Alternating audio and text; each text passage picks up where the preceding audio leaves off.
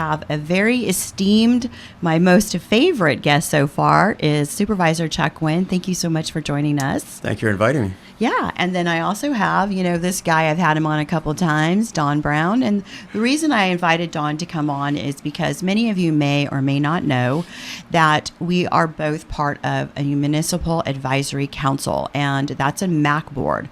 And so what that is unincorporated towns have MAC boards. Not all unincorporated towns, but some of them. How many do we have in your district? Well, there's 4, and that's the entire county. They're all in my district. And they're all in your district, right? So all the MAC boards for the whole county reside in your district. Correct. And we're District 5. 4. 4. So you don't even know what district It's okay. I'm in. Yeah. So Don Brown is our longest standing MAC board member for Woodbridge, and I as well sit on the MAC board with him. And we serve at the pleasure of our supervisor. So I think both of us were brought on pre-Chuck. Right? Yep. Right. And Chuck is who all of the MACs report to. Now, I did notice that Linden has open vacancies. Is that a new backboard that's coming together? No, Linden's been available, but we haven't had any applications from residents who want to participate. I would say the other part is they have a very active Linden Peters Chamber of Commerce, which really does a lot, for example, for Linden, the Cherry Festival, those types of things. So I think possibly is because that fills the void in regards to, and I do go to their meetings, so I get an opportunity to hear from them what's going on in Linden, things, maybe some of the needs, whether it be road needs or some of the other problems that every neighborhood experiences. So they actually are a very good sounding board and an opportunity for me to hear what's going on in the community. Awesome. Great. Well, that's good to know. Yeah. But if you do live in Linden area and you are interested in serving on the MAC board, Absolutely. they do have open seats. They do. And you can find that at the clerk of the board on the Board of Supervisor website. Is that correct? That's correct. Also, I know Murata has a couple of openings, and I think, was it Thornton that had another opening as well? Thornton has 2. I think we may, at the next board meeting, we might fill at least one of them. Oh, good. And that's one that I started when I came on the board. Okay. Because Thornton is the farthermost community in my district and obviously in the county. And they, in a lot of ways, have a lot of needs. And therefore, it's been a good thing that they've organized, that residents have volunteered to participate. And they do provide a good opportunity for me or my chief of staff to hear what's going on. And we try as best we can to fix the problems that exist. But I think more importantly, it gives them a voice and interaction. And what we have also done, and we do all the MACs, is we have an opportunity to bring department heads in to talk directly with the MACs to give them the straight information, as opposed to, I can give them a Reader's Digest version, but they actually can answer more detailed questions. So it's really a benefit to me because my district is over half the county geographically. Yes. But all of us have probably about 155,000 residents in each district. But because of just the size, it's hard to get around to hear what's happening. So that's why my predecessors started these MACs, so they would have an opportunity for the residents to share their concerns. And also, what I appreciate is the opportunity for me to talk about what's going on in the county, so the residents have at least an understanding of why we do certain things, because there's a lot of things going on in San Joaquin County. Yeah, there really is. Some great programs, too. Right. And speaking of that, the reason that we invited you on is one of your, this is like your favorite thing that you're doing right now, isn't it? I remember when you came back from, where did you go? You went somewhere and you were surprised at how clean it was where you had gone. I've had the opportunity since I've been on the board to go back east several times. For every year we go back, I at least go once, maybe twice a year back to Washington, D.C. And if you fly into, for example, into Maryland or into D.C., or I've gone to conferences like in Tennessee and Ohio and places like that. And I'm always amazed because, like, for example, the conferences, which are our national association of, they're actually, they're supervisors, but they're called different names. Some are called commissioners. Texas, they call them judges, even though they don't have to have a law degree. But it's an opportunity to hear from others in my same position as a county supervisor to see what they're doing and some of the solutions that they've come up with in regards, because we all have the same problems. Right. Although California by far leads the way on homelessness. Yeah. But everybody has homeless issues, and so it's good to hear from my peers on some of the things they're doing, especially if they can find better ways, more economical ways, more effective ways, because whether it be San Joaquin County or California, we don't have a corner on the market on ideas. So this is an opportunity really to bring back the best practices that are going on around the country and hopefully implement them here and make our county better. That's awesome. So you went out and you went to this meeting or this big All these gathering, various meetings. Yeah, various meetings, and came back. And I remember when you came back and said, "I'm doing something. We're doing something." Well, what struck me is when you go back in any one of these particular states, obviously the Midwest or on the East Coast, I was always amazed, even if it was in summertime, like July, everything's green. And I understand the rain issue. I get it. However, in addition to that, their freeways look like parks. Right. No graffiti, no trash, no litter, just immaculate, just like you would go to a park that's been maintained on a daily basis. And so I thought, why is California so bad? Because I fly back and I get off the plane in Sacramento or the Bay Area and I drive back and it's just litter after litter, graffiti after graffiti. And I'm thinking, well, I know we're dry. I know we can't do the green part, but why can't we do the cleanup part? Right. And so, anyway, over a series of meetings with Caltrans, for example, and Caltrans, Dan McElhaney, who's the division director at District 10, which goes to Merced and to San Joaquin and goes over to the mountain counties. But he's been outstanding. He is probably one of the most engaged individuals, directors we've had, and we've had some great ones. But he brought in some additional resources in regards to our freeway cleanups to make sure that they're clean. And if you travel 99 or 5 periodically, you'll see them out there, cleaning up the center divider.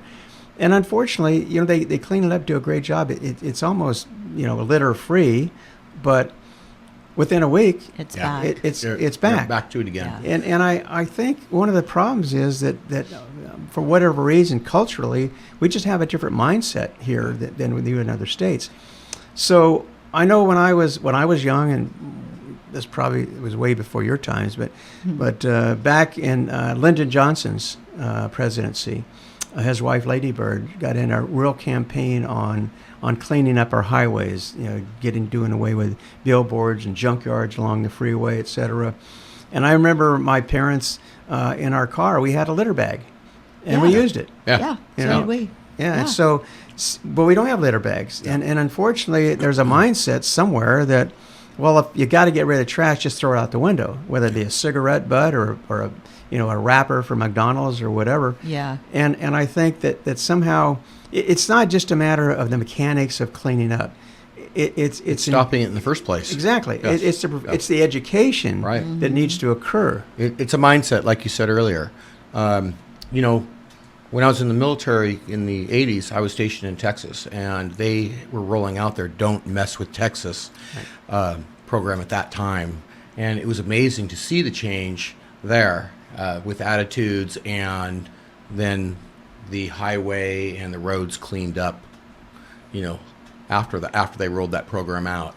And, and it brought together a statewide pride, a statewide that's right, unity exactly, of pride. keeping it clean. And that's what they used as the tool. Was they were calling on your pride to change the mindset. Yeah. Well, I think the other thing that I've noticed, especially with my municipal advisory councils, is that each one of them take pride in their community. Mm-hmm. And oftentimes I've been approached on, obviously our public works handles our county roadways, whether it be, weeds or grass or litter or whatever. And public works, they do their very best, but they have limited resources and they do a lot of things. And so, unfortunately, some of the additional responsibilities they've been given, for example, like homeless encampment cleanups, that is a major undertaking. And everything that we do that isn't directly related to road maintenance is taken away from that priority. And so that's the concern. I think one of the things that I did, and it was back in 2018 that I introduced this to the board, but I also did some research, and they still have Don't Mess with Texas program. They sure do. And they have in other states. It's a great success, too. It is. Oh, absolutely. And the other part of it is that we have several cities around the state, like the city of LA and Livermore, Sacramento, a lot of these cities have what they call beautification programs, where they really step up and clean up their neighborhoods, and they actually give awards, for the best neighborhoods, et cetera. And we're not talking about, high income areas. We're talking about lower income areas where they have, done away with the graffiti and the litter and things like that. And I think, it goes back to the old broken windows theory back in the 80s, where they found that if things start piling up, if we see abandoned cars or litter or things like that, it's automatic that everybody thinks, well, that's okay. I see it. So why should I take my trash to a trash can or take it home and put it, in whatever. So I think part of it is, which we're moving towards. The thing that I was told when I was elected to supervisor, because I was on a city council in Ripon for 12 years. In the city of Ripon, if I had a resident who was complaining about something, or there's something I saw that wanted to be fixed, I could go to the public works director, I could go to the community development director, I could go to the chief of police or whatever. I go to the city manager, and I could say, this is a problem, we need to fix it. This is my suggestion. What do you think? Talk about it. I say, okay. So, within a month, we'd put it on the agenda for the council to weigh in. We'd pass it, and then within the next week, it was implemented. We started the program. So when I started this job, I was told that, well, if you want to get something done, it's going to take you 2 years. And I go, no, it won't. Well, I worked on some programs. It's been 4 years now. Oh my word! And I don't say that to criticize the county. I have to admit that the reason primarily is that we have over 7,000 employees.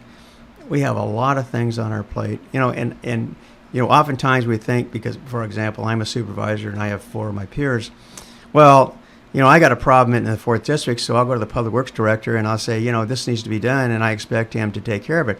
Well, he's got requests from the other 4 supervisors and the residents, et cetera. And a budget. And that's really the big challenge is we have limited resources, and we have more that needs to be done than what we have available to produce. So I think that the real issue is that, and what I found is that, especially in my world, because I sit on about 25 different boards, committees, and commissions, and what I find is that I have so many things that I'm dealing with simultaneously. I can only do so much in a given amount of time, and I don't use that as an excuse. I just use that as that's the reality. So we have been able to move this program forward. My next move is to, in fact, I'll just touch upon one component of the program that I found and kind of integrated in Clean San Joaquin. As you know, we have in this state, and certainly even in this county, we have a major homeless problem. Mm-hmm. So I was at a conference in Palm Springs about 2 years ago, and one of the keynote speakers was a gentleman, Chris Gardner. Chris Gardner was the gentleman that Will Smith played in Pursuit of Happiness. Oh, okay. The one that was homeless. Very good. Yes. He is mega wealthy. I mean, he was at the time part of a consortium to buy the Atlanta Hawks, and he is literally. And I've read some articles on him. He's literally given millions to homeless organizations. But he talked about his time of homelessness. He talked about certainly his financial career and things that he's been very good at. But one of the things that he said at the end was that he says, I get approached by homeless all the time. He says, I understand their situation. He says, but I never give them money. He says, because I know that money is going to go probably for something that isn't going to benefit them. He says, but what I will do is I will tell them, I will make a donation to a homeless organization, Salvation Army, Rescue Mission, Catholic, whatever. He says, I will make a donation for them to this organization because I know whatever dollars I contribute will be multiplied by at least 10 in those particular organizations. So I do it in a way to really benefit them, maybe directly, although I tell them where it's going to go so they can certainly go to that particular location to benefit from that.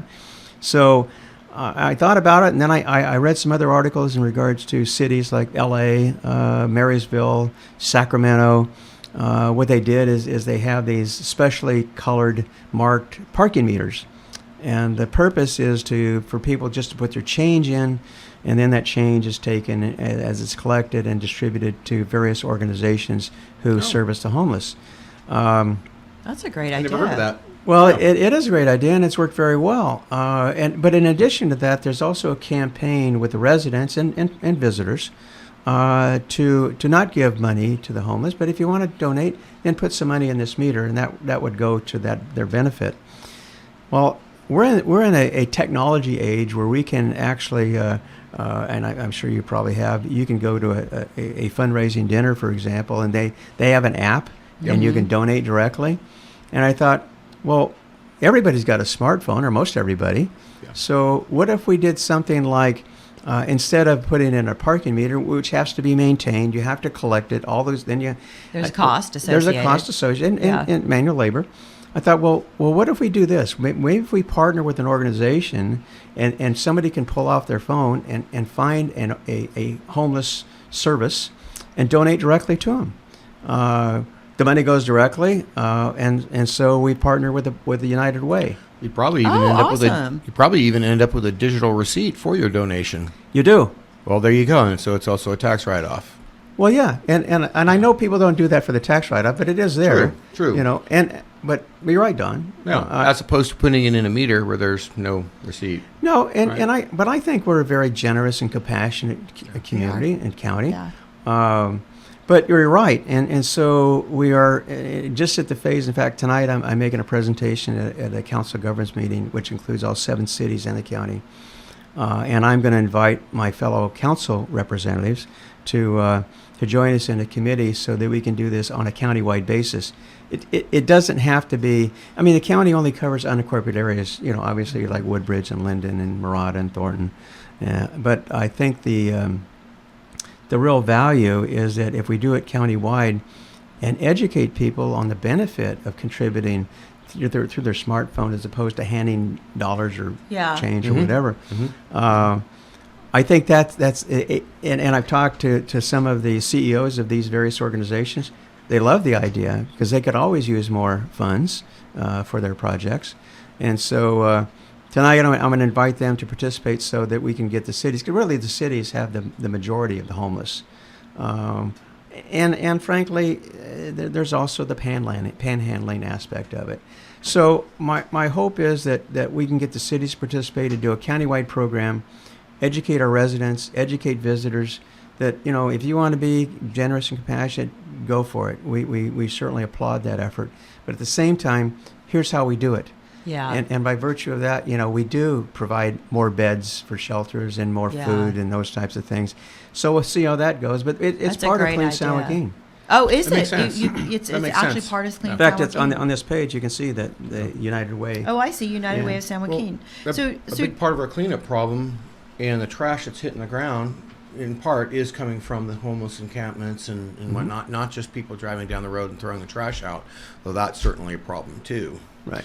So just to clarify with everybody, because I'm not sure that we've been super clear, Clean San Joaquin is a program that Chuck Winn has implemented for all of our county roads, correct? And it is the premise behind it, and I may get this a little wrong, and he's here to correct me if I do, is to basically adopt a road, and it has to be a certain length, and there's parameters around adopting it. You adopt a road, and you have a crew that you train, or the county comes out and trains and offers training, and then you agree that for however long, is it a year that you adopt the road, or is it 2 years. It's 2 years. 2 years. Then you agree that you're going to keep the road clean for that amount of time, and do periodic cleanups and that kind of stuff. I mean, you guys have it pretty well structured, don't you? Well, we had. In fact, our first application came from the Venture Academy basketball team. That's awesome. And they were just excited about the Yeah. opportunity near their, off of Arch Road. Excuse me. I think one of the things that I see, and Terry, you're right, because Clean San Joaquin is a multiplicity program. We talked a little bit. I brought up the donation part because I'm right in the middle of that, trying to build that. But going back to our previous conversation about the cleanliness of our county and the pride that we take in our community and neighborhoods, is that part of it is, and as like everything, as I said earlier, it takes time. But I want to meet with our superintendent of education for the county, Jamie Wisselimus, and because there are programs. There's a organization called Keep America Beautiful. Probably seen some of their logos, et cetera. Mm-hmm. They have some outstanding programs, curriculum for students on just basically educating them on the importance of keeping their neighborhood clean and not throwing things out the window, et cetera. And I think if we can, going back to the culture, if we can educate them at an early age, in these programs, and they run from elementary all the way to high school, then we have the ability to really build a new generation with a greater appreciation of keeping their neighborhood or their roadways clean. Right. Mindset. Yeah. But at the same time, and frankly, what's really beneficial is oftentimes these programs that children learn in schools, they tell their parents about. Right. And they also correct their parents. Right. Nice. They do. Yeah. And their grandparents. And the grandparents, exactly. So these are things that and getting back to the original purpose, it's one, Adopt a Road, which is a program which you can apply for, because I get a lot of requests from constituents who want somebody to come out and clean, for example, your neighborhood, and maybe there's a couple of vacant lots, fire hazards, and I've worked with fire chiefs. I think I've got 14 different fire districts in my district, but they've always been very good to go out and notice and make sure they clean it up. So I think people care. I think what's been missing is there no organization, there's no collaboration. And what the county's trying to do is we have limited resources. We're trying to build upon that pride and willingness to step up and help out their community. And so by virtue of doing that, everybody benefits. We don't have to expend our public works dollars on that. We can spend it on the potholes and things that drive people nuts. Yep. But on the other side of it, I think it's just a sense of accomplishment. Yeah. And pride. Dawn and I have always operated from the philosophy is, you create the community you live in. That's you right. just do. That's right. I mean, when my boys were young and they would get in trouble, I called it the Woodbridge Beautification Project. They'd have to go pick up trash. Right. It's like, you're going to play, you got to pay, So, but, it's if everybody can feel invested in their own community, well, that just elevates everything. Your community's elevated, your pride for the community is elevated, and that's infectious. That's contagious. Absolutely. Yeah. So, and I feel that's what this Clean San Joaquin program, the portion of Adopt a Road. Mm-hmm. It's kind of like Adopt a Highway, but it's a roadway instead.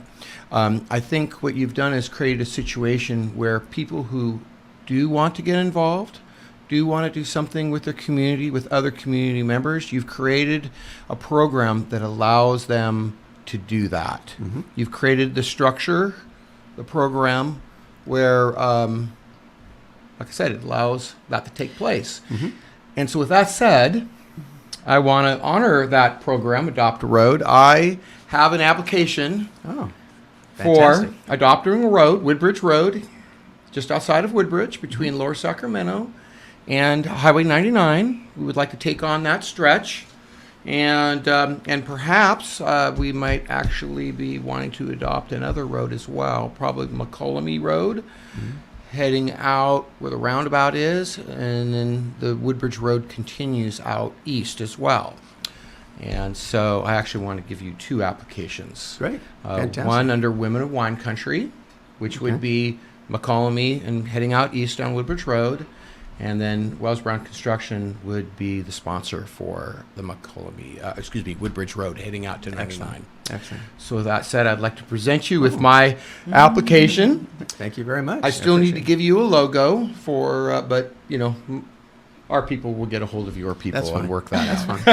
That's great. That's great. So Clean San Joaquin then has several attributes to it, right? So we have the donation to United Way, the app that you're talking about. Mm-hmm. Then we also have the Adopt the Road program. Mm-hmm. Right. And what else do we have that goes into that? Those are the two primary. Two primary.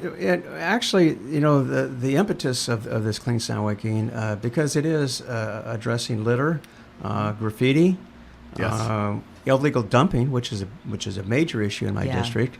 Also, we have homeless encampments.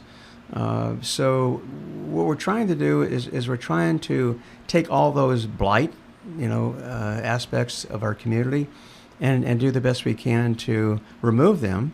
Yeah. So, and I think part of it is, at least my experience, I've always enjoyed in my past lives working with my hands and doing a project, because the advantage, as opposed to some of the administrative stuff that I do, is that when you finish it, you can step back and say, That's right. it's done, and you feel a sense of accomplishment.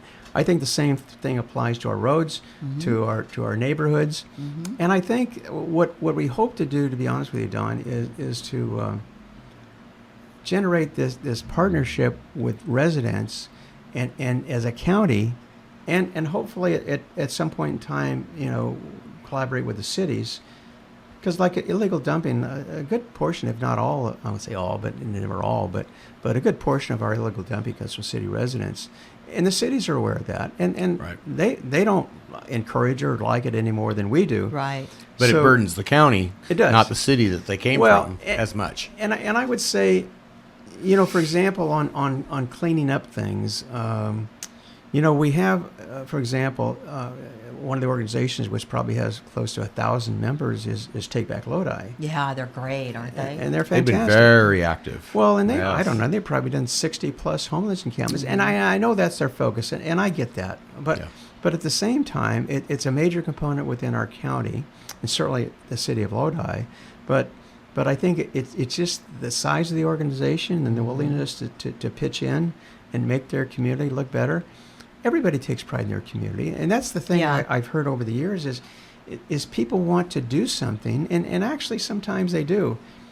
When I was on the city council, when we went through the bankruptcy crisis, and all these homes were being, repossessed, et cetera, we had probably, I don't know, $600,000, $800,000 homes that were just people walked away from. Actually, a lot of them were investors walked away.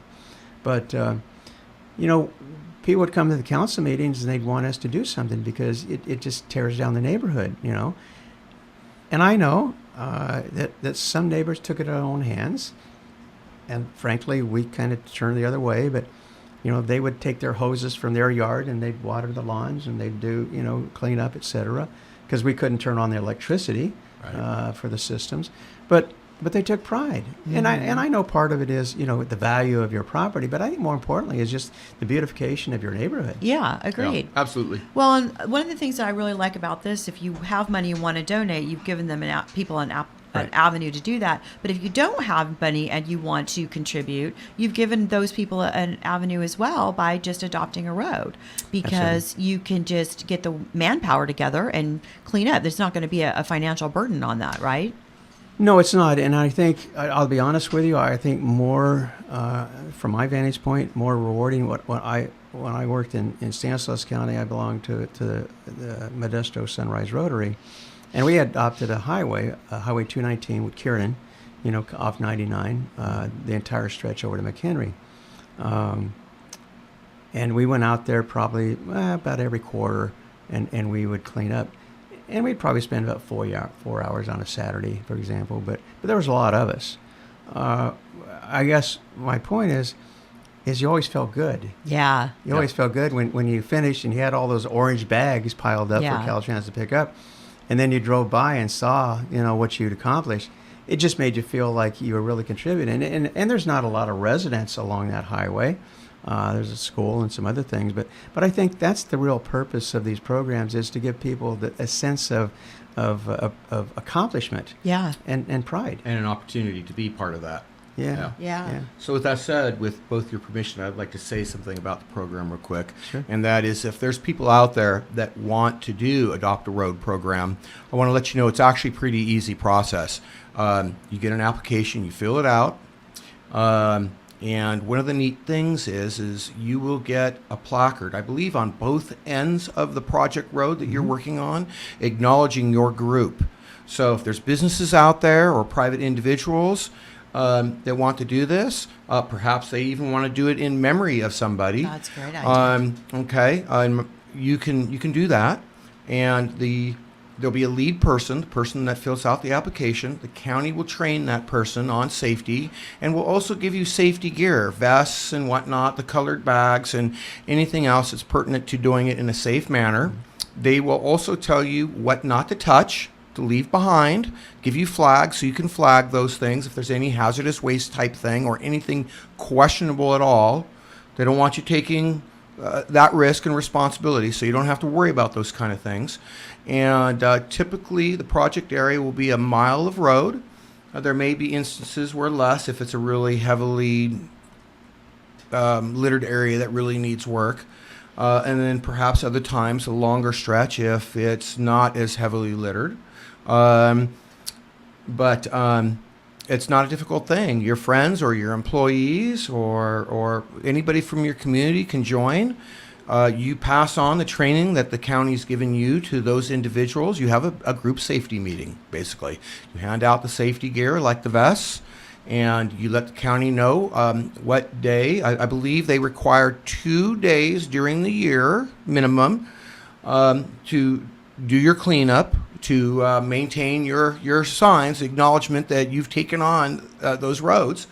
And it's a 2-year commitment. And I think if you decide to adopt a road, I think you'll be, and you let people know, especially on social media, I think you'll be very surprised at the amount of people that want to join you in this venture. That's true. And, I'd also just like to thank you, Don. That's great information. And also, I'd like to also let you know that in this video, if you're on Facebook and watching this, there is a link in the description for the Clean San Joaquin, but let me give it to you just in case you can't see that. It's www.cleansjc.org. Right. Yeah. And so they can go on and they can download the application from there. Yeah. Yeah, exactly. And I think that the more, I guess, exposure we get, the more Right. people who participate. So how are we looking so far?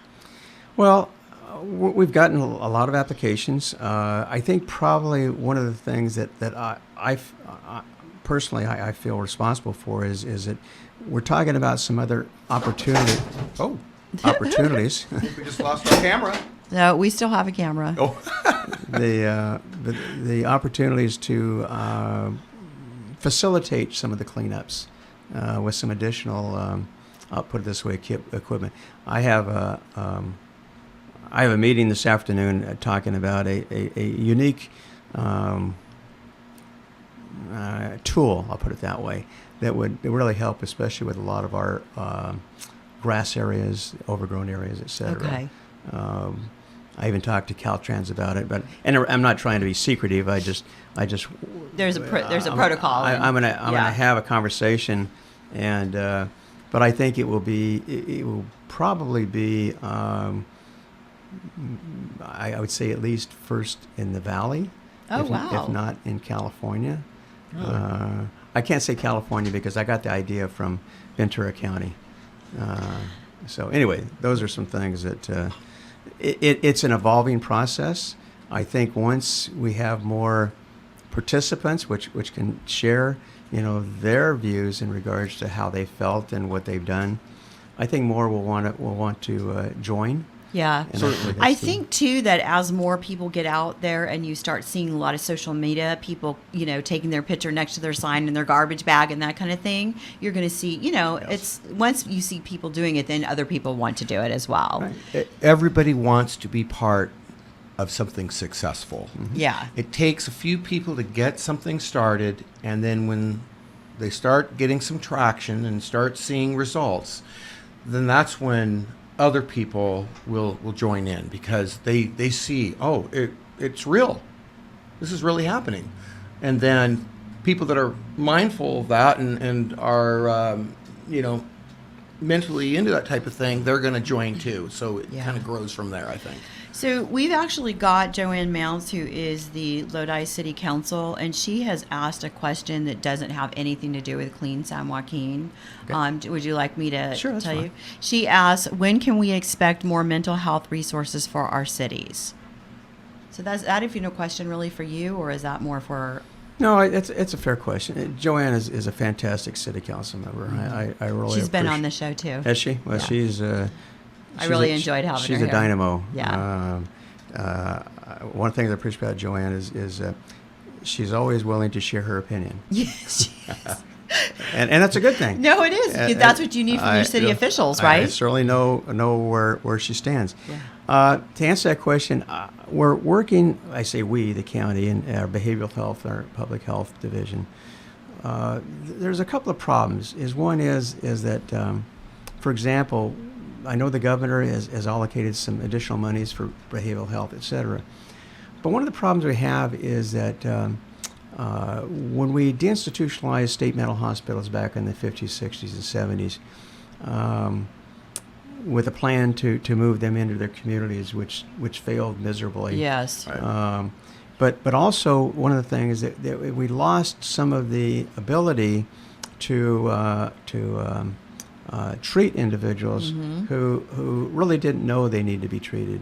Right. And that's become a real problem because I don't think it's compassionate for an individual, and you see them downtown or around the county, et cetera, who really are just out of it. And sometimes it's drugs, sometimes it's a mental health issue. Yeah.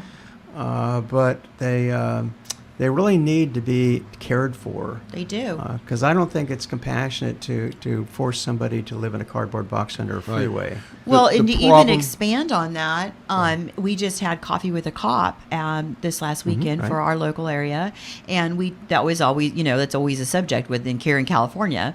And the police even said, they're locking up mentally ill. That's not really a place for the mentally ill. There's again no compassion there. But there's no resources, and there's no way to really, and even the police know these are mentally ill people. They cannot help what they are doing, but yet they can't keep doing what they're doing out in the community. Right. So we need that in between. We really need to have the resources back. Wouldn't you agree? Well, we do. The problem, the police are really restricted in what they can do. Yeah. First of all, we're all aware that homelessness in itself is not a crime, period. Right. Okay. Right. However, they do commit crimes. Right. Yes. And in the past years, there were certain misdemeanors or laws that were violated, I won't say routinely, but frequently by homeless individuals. And so they would go to the homeless court, and the judge would evaluate them after they'd had another professional evaluation, and essentially say, well, if you're convicted, you'll have to go to jail, or you can go to a treatment program. Yep. Mental health. And mental it was, health, and not that it was always successful, but at least it gave them kind of an off ramp in regards to their mental health situation. And not everyone succeeded, but a lot of them did, which in my opinion was far better than leaving them on the street. Then none of them succeeding, yeah. right? But, that's just it. Back in the 50s, 60s, and 70s, people were being, shall we say, institutionalized in mental health organizations to get treatment, but at some point somebody felt it was unfair or unconstitutional to deprive them of their freedom because they had a mental health problem. And there is obviously a balance somewhere where we do need some people to be institutionalized for mental health and to help get them treatment, and may or may not be able to get them to a point where they can re-enter society. But now we've really swung the opposite way really hard, where people aren't being institutionalized, and now we're seeing part of the repercussions of that. The people that need help aren't getting it. Yeah. And so we've really have created a legal problem for ourselves and a compassionate problem for ourselves for these people in need. And now the public is seeing the results of it with the homeless encampments and the rampant drug use on the streets and et cetera. Well, and a lot of I know from personal experience, because I have a brother who is mentally ill and has been on the streets for decades. Yeah. Self-medication ends up being why they use the street drugs. So I think finding something in the middle that can help the mentally ill. Well, I think you're right, Terry. The problem is that when they deinstitutionalize, I never saw the movie One Flew Over Cuckoo's Nest. I did. Great book. I've obviously heard about it. I don't deny that I'm sure there were abuses. There was maybe a tendency to too quickly institutionalize individuals. So I get it. However, on the other side, you can't go 180 degrees completely the other way and not be able, because agree. And we talk about homeless, but I get calls in my office from residents who have a family member who scares them to death. I mean, Yeah. they are deathly afraid for their safety for the rest of the family. Yeah. And we can call the sheriff's department. The sheriff's department can't do anything, Right. other than maybe a 72-hour evaluation. But Right. if they're deemed to be sane or basically capable, then they're turned back. And the families. Now the family has to do an eviction notice on a Well, family member, well, or what? Well, not only that, but Well, they're victimized. How do they even do that? Because Right. they're afraid They're to even have afraid. them in the house. Well, yeah, and not only that, What's but gonna let's trigger face that it, person? we know from experience the families tend to be the first victims. Yes. Right. Yeah. Yeah. So, going back to Joanne's question, Yeah. I would say we're looking at every possible avenue for increasing our funding for behavioral and mental health. But one of the problems, even with funding, we have a drastic shortage of psychiatrists in this country. Really? Really, I mean, it is hard for us to recruit and hire psychiatrists for our behavioral health services. In fact, we have a couple openings currently. The point is that, and it's not just us; it's everybody. It's across the board. It's Yeah. across the board. So funding is obviously critical to be able to fill these positions or to provide additional program activities.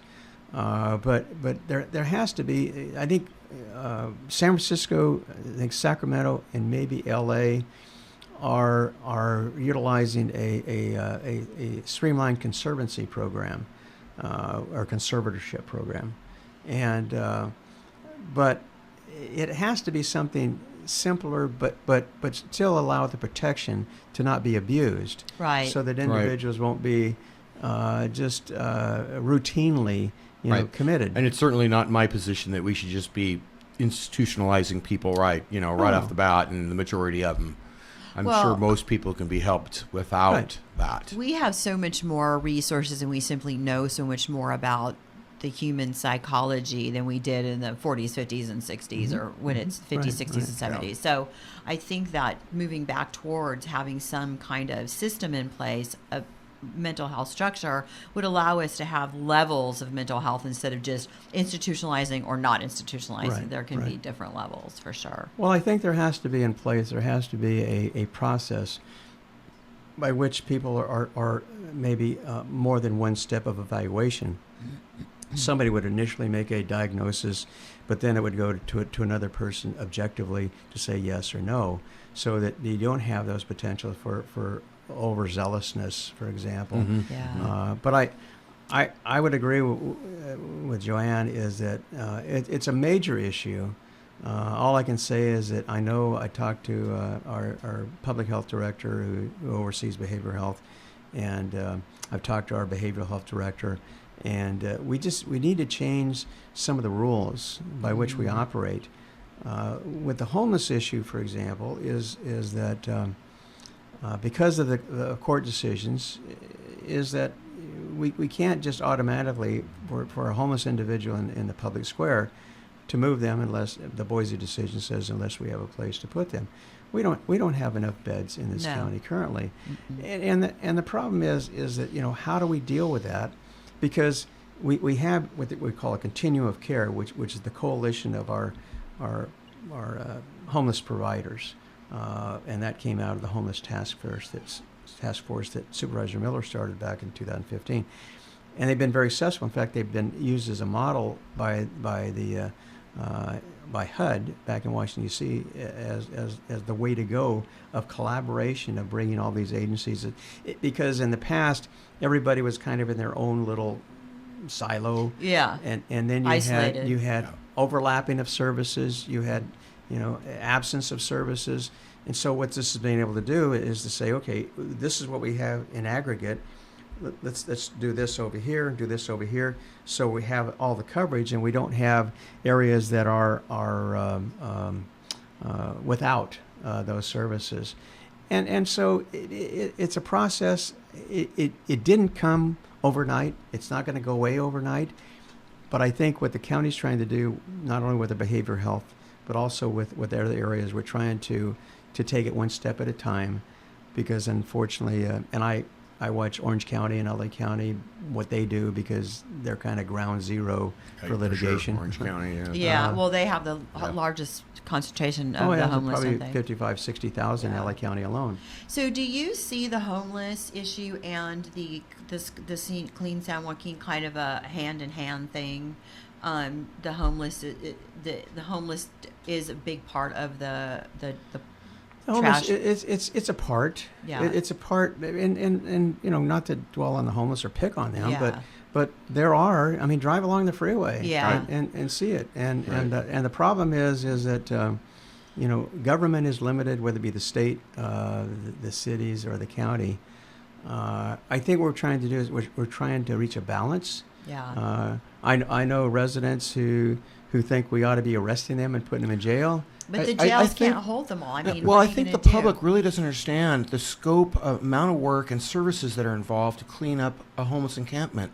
I mean, you're just not sending in Caltrans with a bulldozer to scrape the place. First, you have to deal with the people that are there, and many of them need services or need social services to talk to, and then you've got the hazardous waste that's on site, everything from epidermic needles to other things I won't mention on the radio. No, you're right. But Joanne human says thank you waste. for the good discussion. Yeah, human waste, and I know there are other issues that I'm not even thinking of that you would be privy to.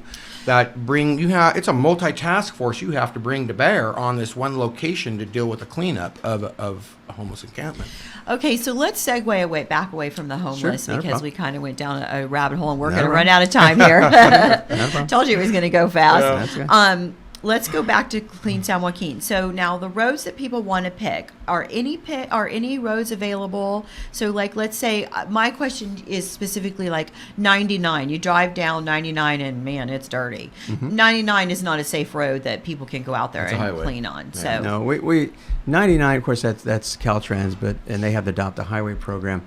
There is, for example, a triangle on the entrance to Ripon, which the Ripon Rotary took responsibility for. What's interesting is that oftentimes, and all the members help, but there's one individual who's, I think he's probably, I want to say in his 80s, 85. oh my goodness. But he is on top of it, Yeah. and he arranged for a really nice entrance sign, that's in that triangle. I bring that up only because there's kind of, I think, an untapped resource out there of individuals who given the opportunity, would step up and say, Right. I'll do that. you Yeah. know? And I think that's what's been lacking is I want to do that, but what do I do? Right. That's what I was saying. That you've created a program, a vehicle for people to be able to step up, and once you have some success, again, people want to be part of success. Right. So what I'll do is I'll take photos of this flyer and I'll post it in all of the groups that I've posted this so that people, our local people, can see it. But again, I just want to really encourage everybody to go to www.cleansanjoaquin.org, and that's www.cleansjc.org, and download the app. And on that website, will they also be able to see what area is available to them? To be honest with you, I haven't seen the latest update. Okay. I can't tell you. I would say that one of the things that I see as being important is as this program develops, we are looking at other things. And the reason I say that is because Supervisor Lapudra in District 1 has been working with his chief of staff in regards to neighborhood cleanups. We're trying to expand those in all the districts, including District 4. And I've also been contacted by a company who's interested in offering one of their small trash trucks, which actually he uses with the Take Back Lodi at no cost to them. So as we grow, I think we'll find more and more opportunities, more businesses willing to donate equipment or time or whatever. And I think it's that kind of that synergistic effect that kind of grows. And, when we talk about things as far as accomplishments, oftentimes people will see something that has been done by some other group or some other person, Right. and they say, I want to do that. Yeah. Right? and I don't want to say it becomes competitive, but I do know the competitive nature of won't, neighborhoods. that Yeah, won't hurt for it's people and definitely groups and companies to competitive. compete against each other to clean up our county. Yeah. That doesn't hurt. No, and I think as we grow, I think the other things we're going to be looking at, we have to take it one step at a time and kind of get grounded on a particular aspect. But eventually, especially one of the key components is planting trees. Yes. A lot of things that we can do to really enhance, our neighborhoods. And I think, well, if nothing else, if one of the things the reasons that I brought forward this is that if we clean up our neighborhoods, it just automatically raises the value of properties. It does. And that's the benefit to the residents. So why wouldn't you want to spend, I don't know, one morning every 3 months and clean up your neighborhood? And Right. because if your neighbor is going to sell their house, that's going to be an advantage for them. And if they sell at a higher price, that's an advantage for you. Besides also just the aesthetics for your children and your grandchildren. And all yeah. that And kind to of thing. teach them, right. Besides, Right. you live there, your family lives there, your children, your neighbors, the people you care about, your community. We all are living there, so Yeah. it just makes life better. So we are reaching the end of the show. It's gone pretty quickly. Is there anything that you'd like to leave us with that